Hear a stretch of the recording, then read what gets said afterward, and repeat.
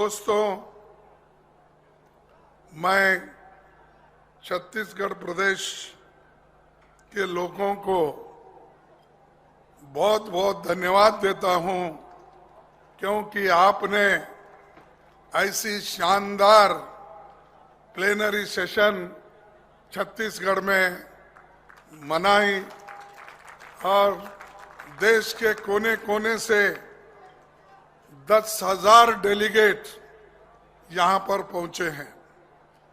कन्याकुमारी से लेकर कश्मीर तक, वेस्ट बंगाल से लेकर गुजरात तक और नॉर्थ ईस्ट के भी कई जगह से यहां पर डेलीगेट्स आए हैं।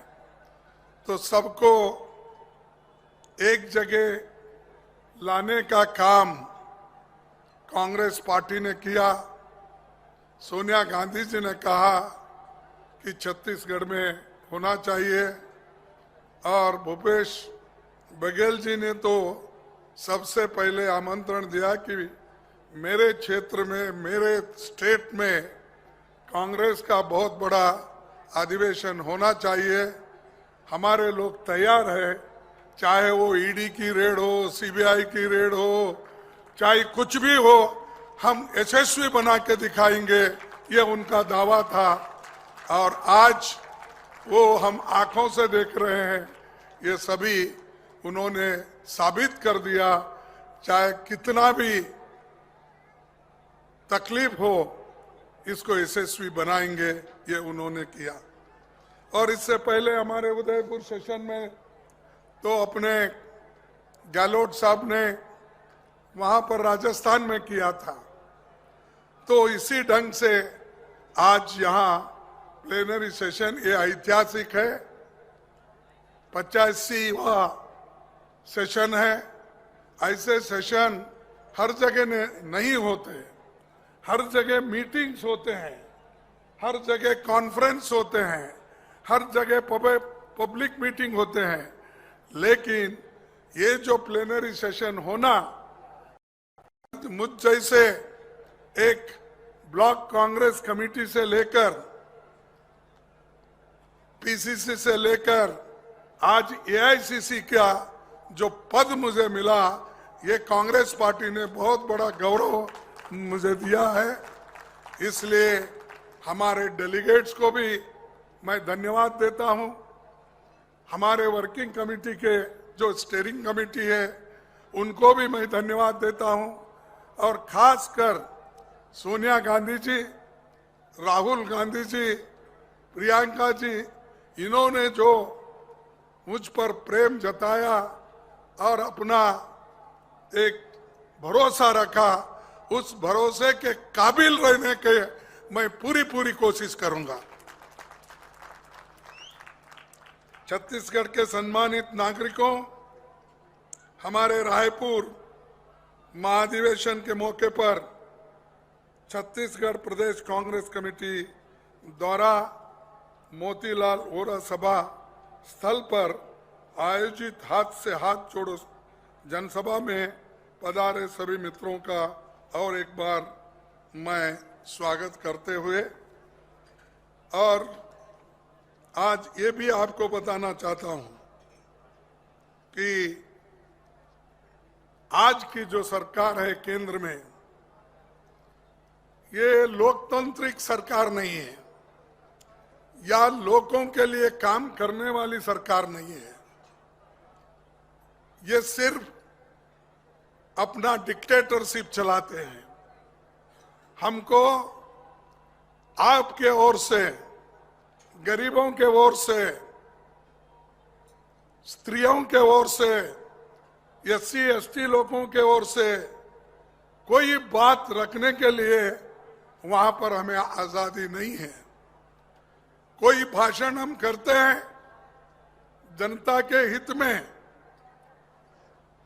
और राहुल जी भी पार्लियामेंट में किए, मैं भी राज्यसभा में अपना भाषण किया, मेरा भाषण भी काट दिया, राहुल गांधी जी का भाषण भी काट दिया।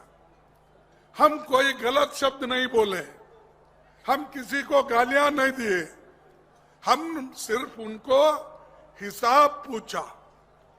भाई जो अदानी है 2004 पहले उसकी संपत्ति थी 3000 करोड़, 2014 में बनी 50,000 करोड़ और 2021 से लेकर 23 तक 2.5 साल में अब बनी कम से कम 13 लाख रुपए। ऐसी कौन सी जादू है आपको बताओ, हमको बताइए। नहीं तो प्रोग्राम की जरूरत ही नहीं है, वेलफेयर स्कीम की जरूरत नहीं, प्रधानमंत्री किसान भी न को, वो भी न को। जो मंत्र आपने अदानी को पढ़ाया वही मंत्र हमको भी बोलिए। 1 रुपए को 13 रुपए कैसा होता है, या 1 लाख को 13 लाख कैसा होता है, सिर्फ 2.5 साल में। यह है एक व्यक्ति के लिए पूरा राष्ट्र उन्होंने गिरवी रखा, पूरे राष्ट्र के लोगों को तबाह किया। किसका पैसा है? 80,000 करोड़ उन्होंने एक इंसान को, एक कंपनी को अगर लोन देता है, क्या वो किसी के ओर से भी नहीं है? वो LIC का पैसा है जो लोग हमारे बच्चों के लिए इंश्योर करते हैं, हमारे लिए इंश्योरेंस कर लेते हैं।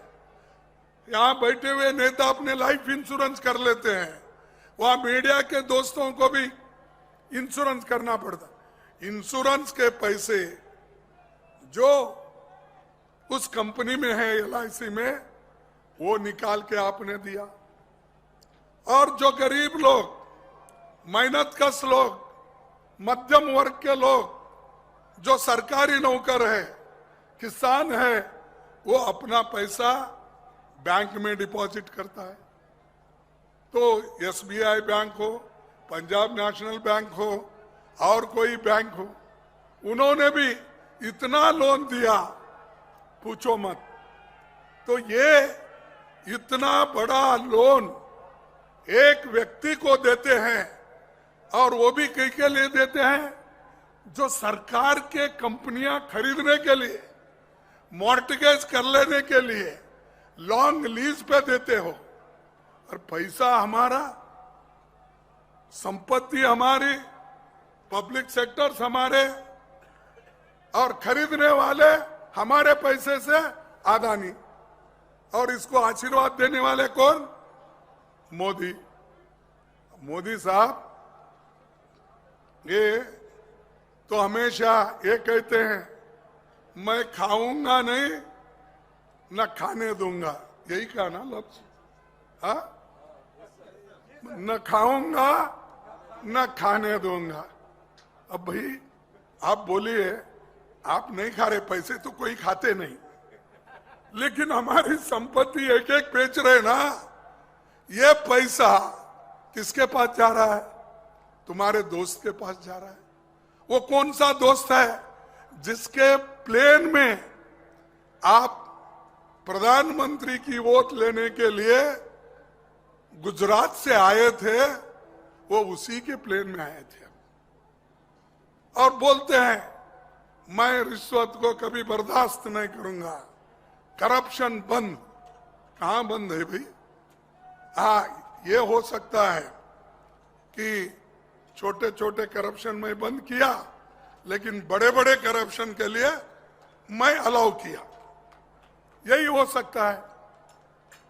और आज यही राहुल गांधी जी ने बोला, हमने बोला, भाई हम पूछते अदानी के साथ आप दिल्ली आए या नहीं, अदानी के साथ आप कितने देशों में घूमे, अदानी आप पहुंचते ही उन्होंने कितने देशों में पहुंचा, अदानी को कितने देशों के साथ आपने वहां के मुखिया से मिलवाया, यही हिसाब पूछ रहे थे।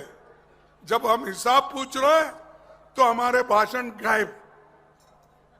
उसमें नहीं, ना किताब में नहीं, ना वहां पर प्रोसीडिंग में नहीं, कहीं निकाल दो ये। तो हम ऐसी डेमोक्रेसी में है जिस डेमोक्रेसी में बोलने की आजादी नहीं, लिखने की आजादी नहीं, खाने की भी आजादी नहीं। तुम ये खाओ, तुम वो खाओ, फलाना छोड़ो। और आजकल कोई व्यक्ति अगर सच बोलता है उसको जेल भेजते हो। यहां तक मैं नहीं देखा भाई, मेरे को 51 साल हो रहे हैं, खत्म हो गए जनवरी 51 को। तो मैं कभी नहीं देखा महाधिवेशनों में, अधिवेशन चल रहा है, रेड धड़ाधड़ डाल रहे हैं। किसको डरा रहे आप? अरे छत्तीसगढ़ के लोग डरने वाले नहीं है।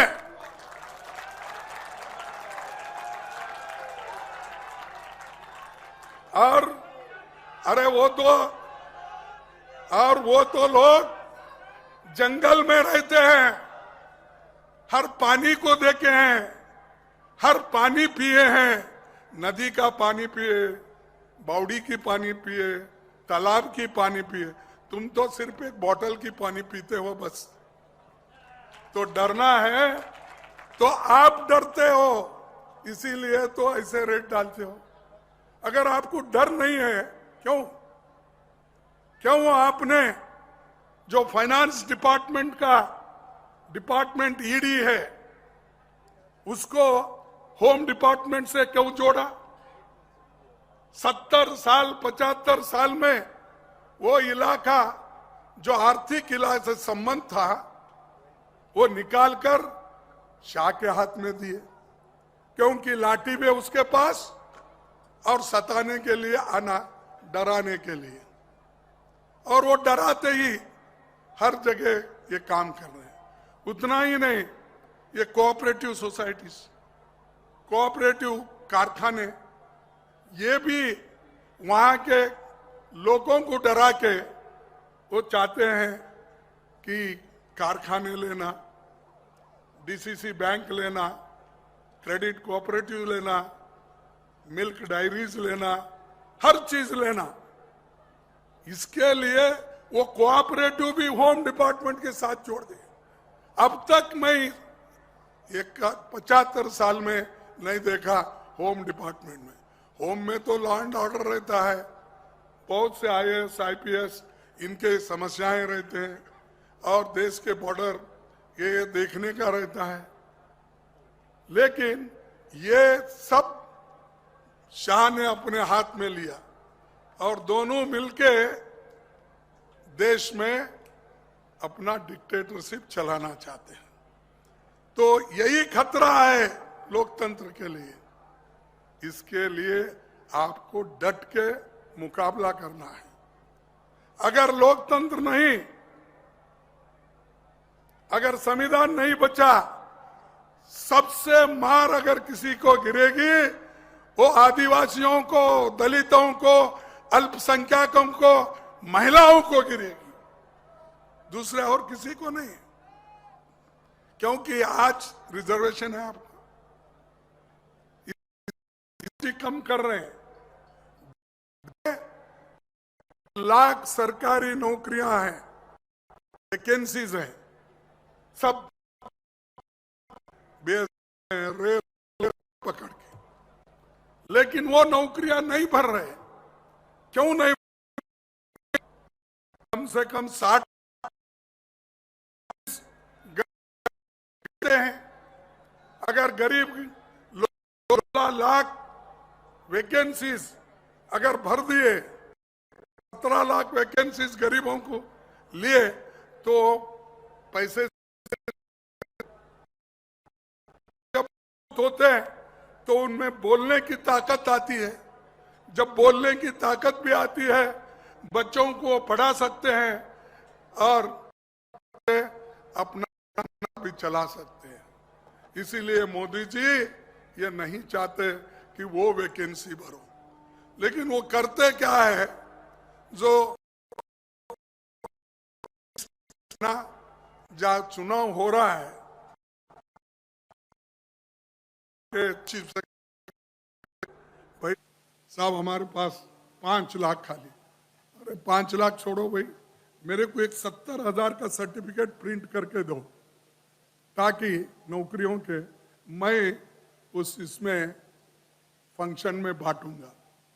तो वो आप देखा होगा 2-3 जगह उन्होंने अपॉइंटमेंट के सर्टिफिकेट खुद प्राइम मिनिस्टर ने बांटा। कहीं सुना आपने? वो डिप्टी सेक्रेटरी करता है काम, उसकी ऑर्डर जाती है क्लर्क से, लेकिन हमारे देश के प्रधानमंत्री वो खुद अपॉइंटमेंट के ऑर्डर बांटते हैं, इसलिए कि इलेक्शन में उन बच्चों को मालूम होना अरे हमको अपॉइंटमेंट, अरे वो तो आपका हक है। और 3 लाख वैकेंसीज है, ये उनका नहीं है, ये पब्लिक सेक्टर के हैं या सरकारी नौकरी है। तो ऐसे बहुत से नाटक मोदी जी करते हैं और लोगों को डराते भी हैं और ऐसा बोलते हैं कि मोदी अकेला सारे अपोजिशन को भारी है। आप देखे होंगे हमारे राज्यसभा में जब रिप्लाई दे रहे थे, छाती ठोक के कहते थे ये मोदी किसको डरेगा नहीं, सब अपोजिशन को एक मोदी बस है। भाई तेरे जैसे लोग बहुत इस देश में आए और चले गए, और जनता, डेमोक्रेसी में जनता डरती नहीं, जनता के पास शक्ति है। अगर तेरे उनके पीछे नोटों की लाठी की शक्ति है तो हमारे पास वोटों की शक्ति है, और लोग वो वोट इस बार इस्तेमाल करके दिखाएंगे। लेकिन दोस्तों, आपको एक होना चाहिए, यह मुसीबत आपके ऊपर आ रही है, किसी अमीर के ऊपर नहीं है, किसी बड़े या छोटे अमीर के ऊपर नहीं है, पूरा हमला गरीबों के ऊपर है। जो सोनिया गांधी जी ने फूड सिक्योरिटी एक्ट दी, उसमें उन्होंने 90,000 काट दिया। मनरेगा स्कीम जिसको 1,75,000 करोड़ रुपए रख, तो सिर्फ उन्होंने 30,000 करोड़ रख दिया।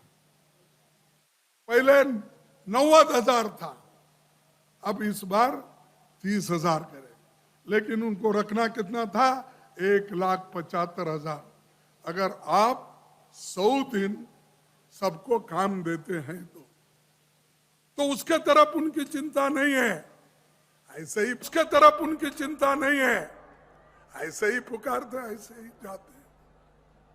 और जब मैं पार्लियामेंट में जब ये एक बार पूछा तो वो मेरे को बोले, खड़गे साहब मैं मनरेगा स्कीम को नहीं मरने दूंगा, क्योंकि आपकी विफलता का जीता जागता स्मारक है, इसीलिए मैं उसको मरने नहीं दूंगा। मनरेगा करोड़ों लोग जो कोविड में मर रहे, माइग्रेट को अगर बचाया, गांधी के प्रोग्राम ने बचाया। और वो कहते हैं कांग्रेस ने किया, बार बार 70 साल में आप क्या किया? 70 साल ये भिलाई, वो क्या रहा 5 साल के थे, 17 साल के थे, मुझे मालूम है। कितने थे? 5 साल ना? 5 साल के पहले पंडित जवाहरलाल नेहरू जी ऐसे बड़े बड़े फैक्ट्री रसिया के साथ और पब्लिक सेक्टर में बहुत से किए, प्राइवेट सेक्टर में भी किए। तो वो कहते हैं उनको दिखाई नहीं देता ये, और छत्तीसगढ़ आके क्या बोलते हैं मुझे मालूम है। 70 साल में क्या दिया बोले तो आप सीधा ले जाके वो स्टील के फैक्ट्री में वो आग लगती ना, वो दिखाइए, जरा देख लीजिए कैसा है। ये हमने बनाया, अरे स्टील हमने बनाया, सीमेंट हमने बनाया, AIM, IIT, IIIT किसने? आपने बनाया। मेहनत करा मुर्गा साहब, अंडा खाया फकीर साहब।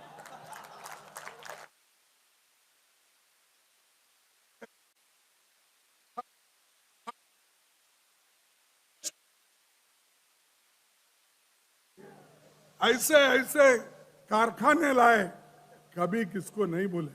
उन्होंने तो पूजा की, उन्होंने कारखाने को, डैम को, भाकरा नांगल हो, हीराकुंड हो, और जितने भी इरिगेशन प्रोजेक्ट को, और ऐसे कारखानों को बोला ये तो हमारे मॉडर्न टेम्पल है, ये आधुनिक देवस्थान है।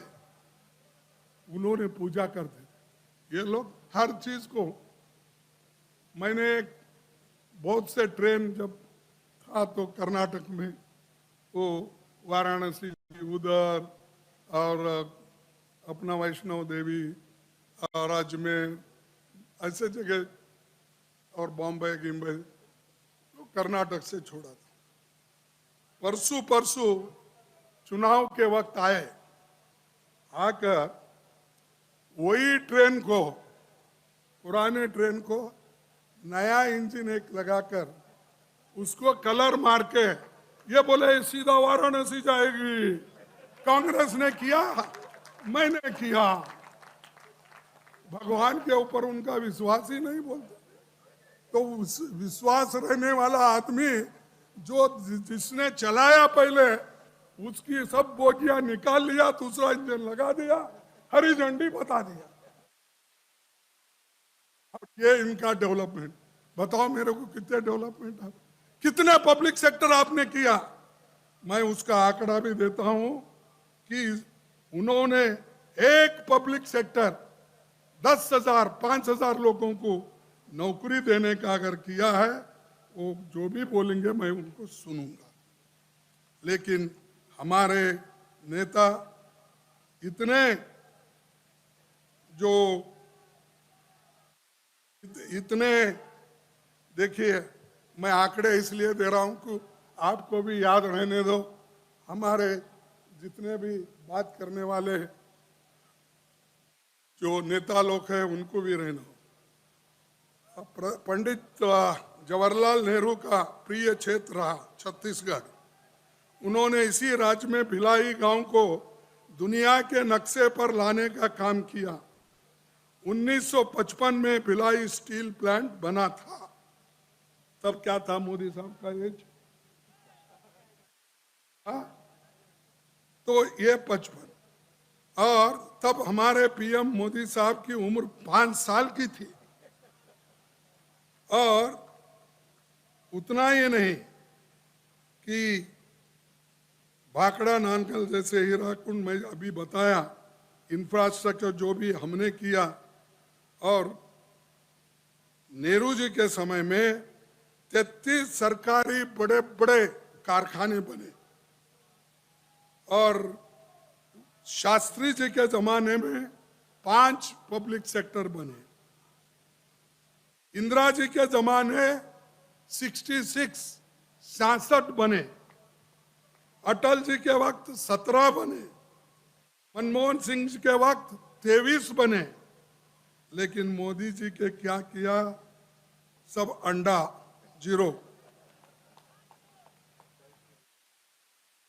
नया पब्लिक सेक्टर बनाने का तो छोड़ो, 23 पब्लिक सेक्टर जो मुनाफे में थे, इन्होंने दूसरों को बेच डाला। तो ये है इनका देन देश के लिए। और ऐसे लोगों के साथ हम रहना, ऐसे लोगों के साथ देना, ये सोचिए। और ये जो पब्लिक सेक्टर्स है, गरीबों के भलाई के लिए काम करने वाले, उनके बच्चों को अन्न देने वाला, उनके बच्चों को नौकरी देने वाला, ये काम हमने किया। बेच के खाने का काम उन्होंने किया। अब बीजेपी का तो इतना झूठा प्रचार रहता है, पूछना नहीं। हमारे पास एक कहावत है, कि हमारे पास एक कहावत थी कि ये क्या उड़ रहा है, बैलून उड़ रहा। तो हमारे पास क्या कहते मालूम है, चील उड़ रहा है तो भैंस उड़ रहा है बोल के बोलते हैं। तो मोदी साहब जब चील उड़ रहा है तो उसको बताते हैं देखो भैंस उड़ रही है। ये ऐसा झूठ और ऐसे झूठ बोल बोल कर पाप बेचारे वो भी तंग आ गए। आखिरी में शाह ने बोला अरे भाई वो तो इलेक्शन जुमले हैं, उसको क्यों आप सीरियस लेते हो। हाँ, ये इलेक्शन जुमले वाले 15 लाख तो गया, 2 करोड़ हर साल नौकरी देने का, 9 साल में 18 करोड़ कहां गए भाई आपकी नौकरी। या 30 लाख नौकरी सरकार के भर रहे हैं, 18 करोड़ भरने का, वो भी एक जुमला। और ये देश को बर्बाद करने वाले लोग हैं, बनाने वाले नहीं है। और उधर चाइना अंदर घुस रही है। राहुल जी बोले देखो हमारे देश को सुरक्षित रखना है तो हम बहुत केयरफुल रहना चाहिए। और चाइना अंदर आ रहा है, पुल्स बना रहा है, रास्ते बना रहा है, घर बना रहे हैं, इसके लिए हमको जागृत रहना है। तब हमको बोले ये देशद्रोही है, फॉरेन के एजेंट है। अरे फॉरेन के एजेंट तो आप लोग हैं। हमने तो इस देश को आजादी दिलाई, हम इसको मरने नहीं देंगे और इसको जिंदा रखने के लिए हम हर कुर्बानी के लिए थे। तुम्हारे घर में कोई मरा आजादी के लिए? बताओ बीजेपी के घर में कोई जेल गया? कितने लोग बीजेपी के आरएसएस के लोग जेल में गए आजादी के लिए? कितने लोग फांसी पे चढ़े? कितने लोग इस फ्रीडम मूवमेंट में भागीदारी? ये तो सरकारी नौकरी में भर्ती होने में लगे थे आरएसएस और बीजेपी के, और हमको बोल रहे कि हमारे पास देश अभिमान है और हम देशभक्त हैं। हम क्या देशद्रोही है क्या? और हमेशा बात उठी कि मेरी छाती 56 इंच की है। अरे तेरी छाती 56 इंच की छाती लेके क्या करना भाई? कम हो गए परवाह नहीं, लोगों को खाना दो, इन्फ्लेशन कम करो, एम्प्लॉयमेंट दो, इधर ध्यान दो। तुम्हारा 1 इंच छाती कम हो गए तो परवाह नहीं, उससे कुछ होने वाला नहीं। इंसान नहीं मरता, थोड़ा दुबला भी अगर होता है तो इंसान तो मर नहीं जाता, लेकिन लोग मर रहे हैं ना, हजारों लोग भूखे मर रहे हैं। और आज ये स्थिति है। हमने जो पॉवर्टी लाइन के ऊपर कितने लोगों को 28 करोड़ लोगों को ले गए थे, इन्होंने 23 करोड़ लोगों को वो गरीबी रेखा के नीचे लाए। यही इनका बहुत बड़ा देन है। और ये आंकड़े उनके हैं, मेरे नहीं। जो भी आंकड़े मैं बोल रहा हूं, पार्लियामेंट में हमने स्टार्ड अनस्टार्ड क्वेश्चंस जो डाले, जिसको उत्तर मिला उस आधार पर हम बोल रहे हैं। हम किसी को उनके जैसा झूठ बोल के ये बातें नहीं रख रहे। तो इसलिए दोस्तों, मैं ज्यादा आपके सामने और बोलना नहीं चाहता। आज जो आदिवासियों के ऊपर 30% जो आज अत्याचार बढ़े हैं, 26% शेड्यूल्ड कास्ट के ऊपर बढ़े हैं, और ये हमेशा धर्म की पोलराइजेशन की बात करते हैं, क्योंकि वो पोलराइजेशन किए तो ही वोट मिलता। कभी भी देखो हिंदू मुसलमान, हिंदू मुसलमान, हिंदू, अरे क्या कोई रेफरेंस नहीं, कुछ भी नहीं। ये बोलते जा रहे, क्यों बोलना? कि वोटों के लिए, पोलराइज करने के लिए, अपने को वोट जोड़ने के लिए करते हैं, लेकिन किसी का उद्धार करने के लिए वो नहीं करते। तो आपको जरूर सोचना चाहिए। शिक्षा एक तरफ महंगी हो गई है, गरीब के बच्चे पढ़ नहीं सकते। लेकिन अच्छा हुआ मैं सुना बघेल सो गए क्या चले गए? तो बघेल सुना मैं कि उन्होंने हिंदी स्कूलों को अंग्रेजी में परिवर्तन करने का, अंग्रेजी स्कूल शुरू करने का आपने कहा था, क्योंकि गरीबों के बच्चों को, आदिवासी बच्चों को, शेड्यूल कास्ट के बच्चों को, दलितों के बच्चों को उसका फायदा मिले। बाकी के लोग तो कॉन्वेंट में जाते हैं पैसे देकर, वही अशोक गहलोत ने किया। तो ये गरीबों के प्रति काम करने का कमिटमेंट है, ये नहीं कि भाइयों और बहनों बोलना चले जाना, ये नहीं है। हम भाइयों और बहनों को साथ लेके चलते हैं। उन्होंने क्या करते हैं, हमारे पीछे रहो, भाइयों और बहनों हम आगे चलते तुम पीछे रहो।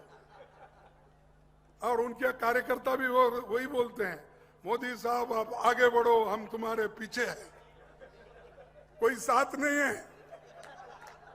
तो इसीलिए मैं आपसे हाथ जोड़ के विनती करता हूं, ये जो गवर्नमेंट छत्तीसगढ़ में चल रही है इसको ठीक ढंग से चलाइए। पूरा देश आपके तरफ देख रहा है। आने वाले चुनाव भी आप जरूर जीतना चाहिए। हमसे जो कुछ होता है वो हम निष्पक्षपात से करते रहेंगे और आप सबको लेके चलो।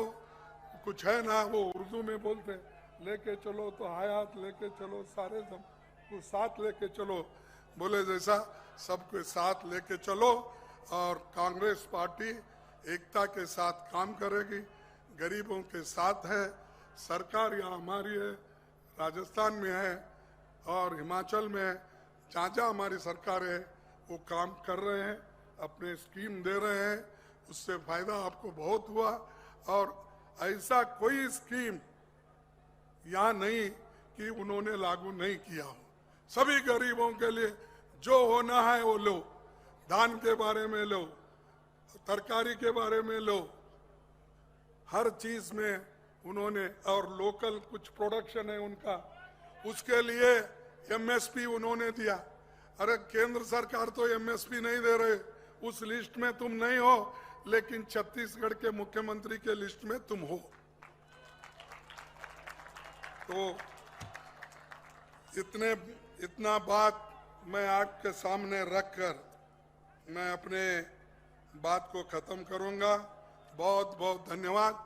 और आखिरी एक नारा बोलूंगा, आप जरा जोर से बोलना, जो बाहर गए वो अंदर भी आए, जो सो गए वो भी उठे, और बाकी जो इधर ध्यान नहीं दे रहे वो भी दिए। तो इसलिए मैं बोलूं, जय हिंद। अरे क्या रो, उधर तो कोई बोल रहा ही नहीं। जय हिंद, जय हिंद, धन्यवाद।